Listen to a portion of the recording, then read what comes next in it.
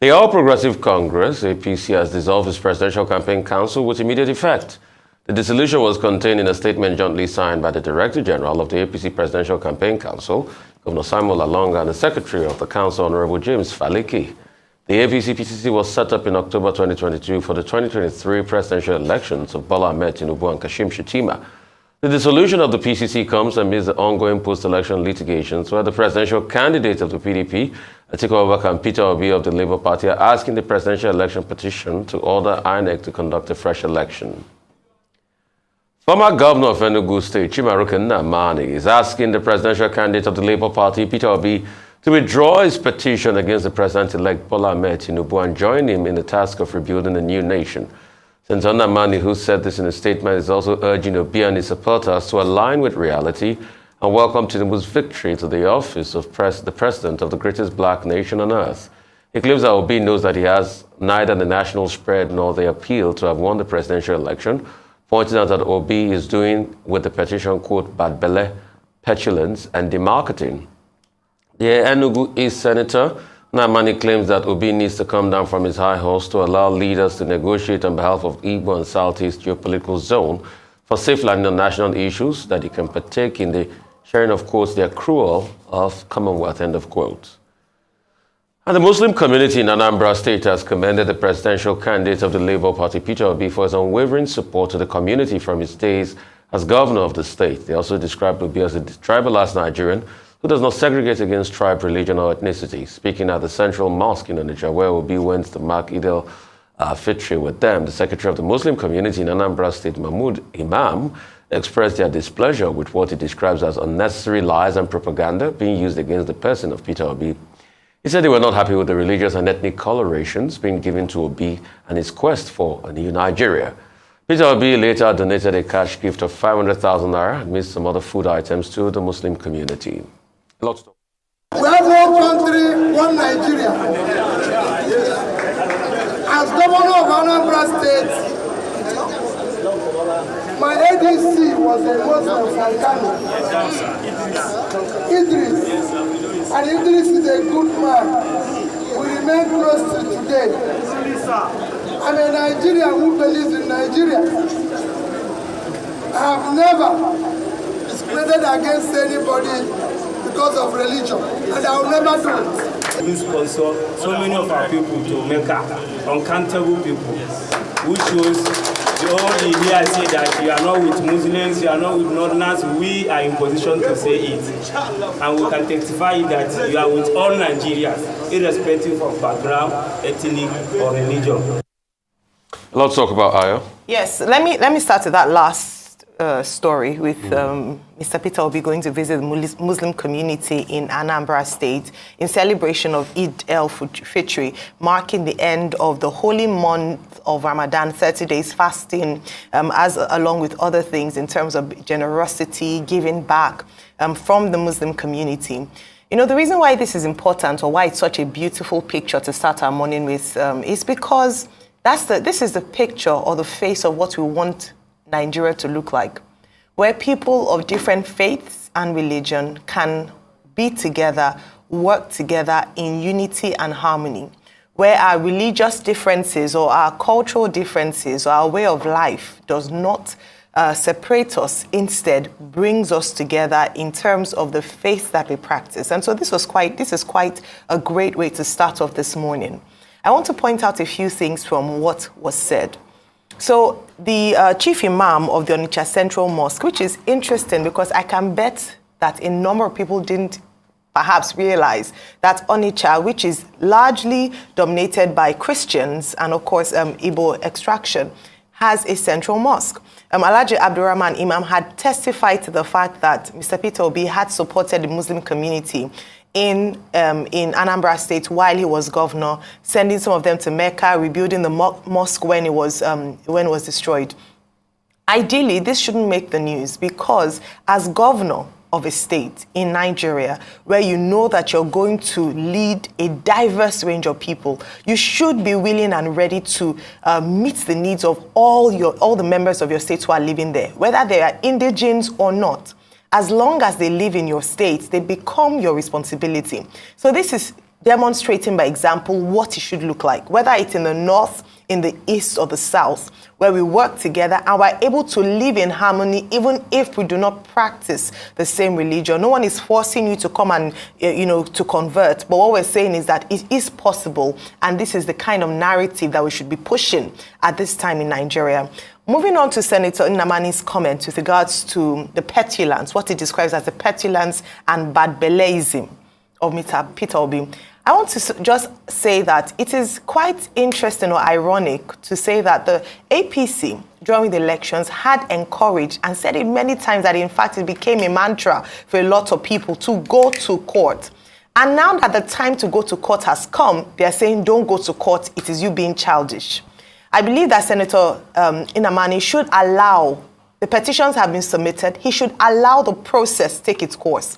If there's nothing to be afraid of, let the man have his day in court. Anyone should have the right to seek redress if they feel aggrieved. It should not, that narrative should not be pushed in terms of you're being childish, you're not there for Nigerians because you decide to go and seek redress for what you feel or what the candidate feels was not a fair process. Let him go to court. Let the judge or the court decide who's, what is right or what is not right, and let him stop this narrative of saying that, oh, you're, this is in bad taste, you're just jealous because you didn't win. We need to stop this. We have a court system and a judicial process for a reason in the Federal Republic of Nigeria. And finally, to the first story in terms of the PCC, the dissolution, it's expected. They've won the elections, even though it's still in court, in terms of other candidates challenging it. But it's important to mention, I must give kudos to whom it's due, that over 400 members of the APC-PCC, and they worked tirelessly. You might not agree with how they worked in some instances, but they worked.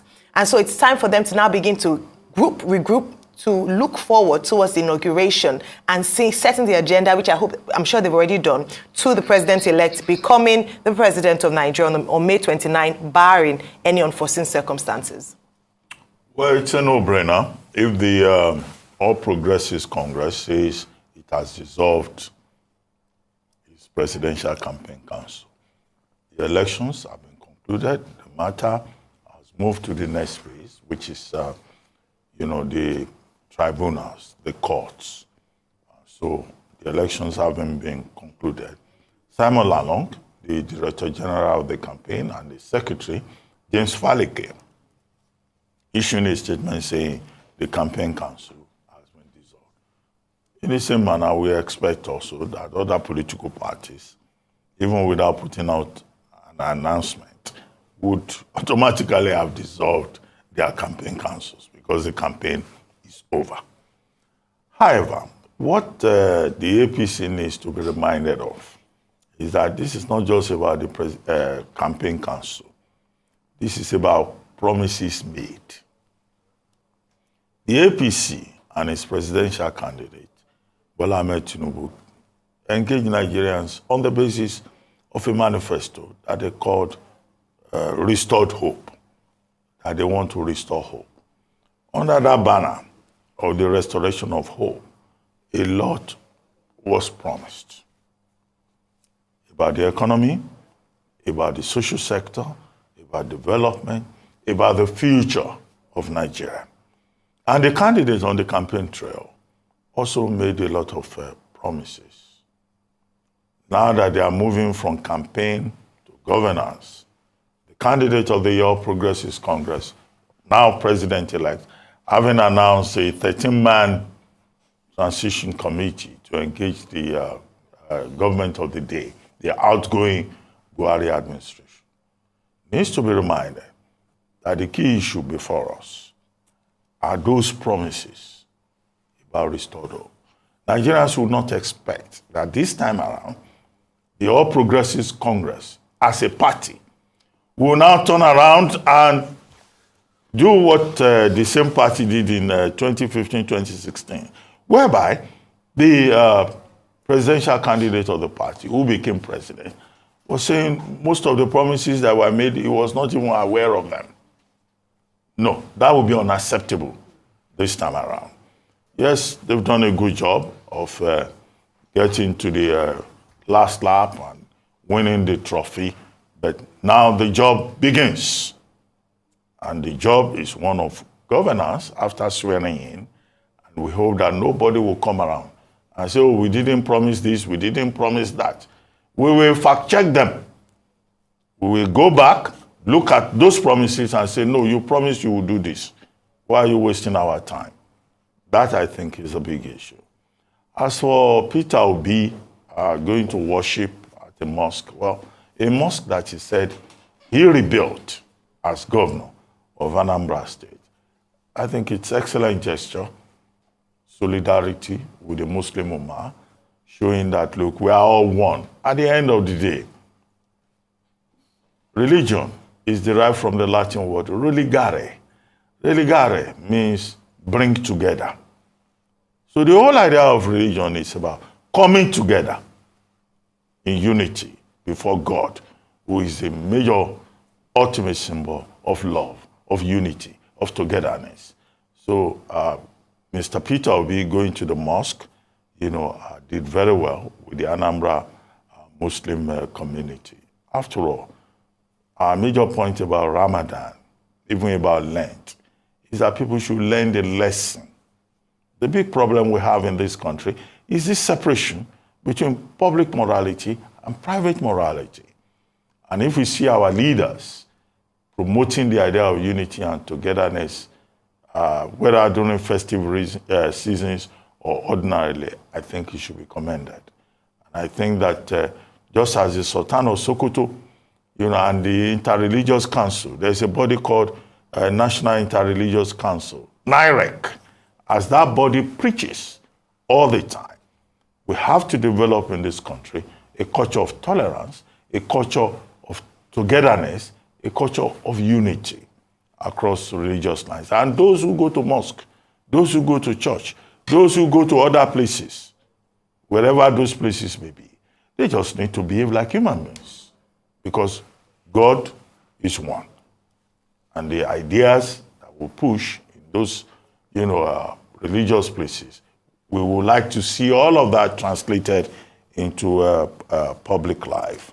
Now, the other issue, Dr. Chimaroke NNAMANI, saying that Peter Obi should just forget about his case in court, that he's a spoiler, he's trying to sabotage Bola Ahmed Tinubu. Well, both Dr. Chimaroke NNAMANI, Senator Chimaroke NNAMANI, representing Enugu East, former governor of Enugu, he's entitled to his own opinion. But his opinion cannot override the opinion of Mr. Peter Obi, who was a candidate in the last presidential election, and who says that there are issues. And he has taken this step, and he has continuously insisted that he will seek legal and constitutional means to put his grievances on the table. And he has already filed a petition before the Presidential Election Tribunal. No individual, not even Senator Chimaroke NNAMANI, can say, oh, that petition is dead on arrival. No, it's not the tribunal. You should leave that to the learned persons whose job is to look into those, into the petition and the cross petitions. So he cannot, he's not in a position to act as a court of law over a petition that is before a body of competent jurisdiction. So I think it's Senator Chimaroke NNAMANI that we should be accusing of being presumptuous, because it amounts to sheer presumptuousness. For you to say, oh, it's dead on arrival, you are issuing a judgment over a matter that is before the court of law. You should desist from saying that. Otherwise, if he's not careful, the tribunal can charge him for contempt. Esfashikuria. He's an educated man, and I'm sure that, as an educated man, he should know where to draw the lines, where to draw the limits. Peter Obi has not done anything wrong by filing a petition, by saying he needs the tribunal to look into the matter of the February 25 presidential election in Nigeria. So for any individual can express their opinion, but they should be careful not to exhibit contempt. They should be careful not to engage in busybody matters. Because what Senator NNAMANI is doing amounts to busybody action. It's not a party to the matter. It was not a presidential candidate. So what kind of busybody allegation is that? Saying that Peter Obi going to court is a joke, carried too far.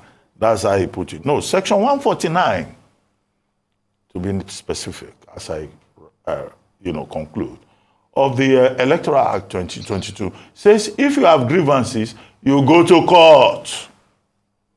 And that is precisely what Peter Obi has done.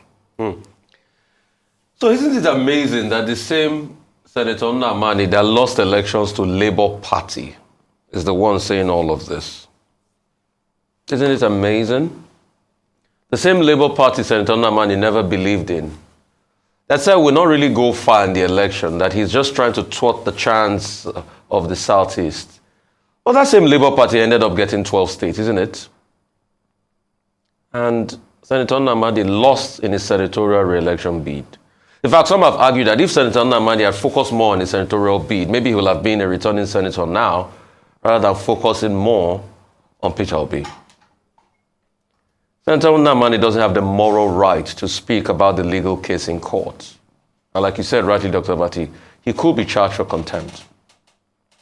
I think it's just allow the court to have its way. Let the court decide on this. You never supported the man, so why are you trying to offer any advice to him now? I ask you, you never supported the man, so why don't you just leave the man alone to be able to go through his legal process and let the court rule as regards this?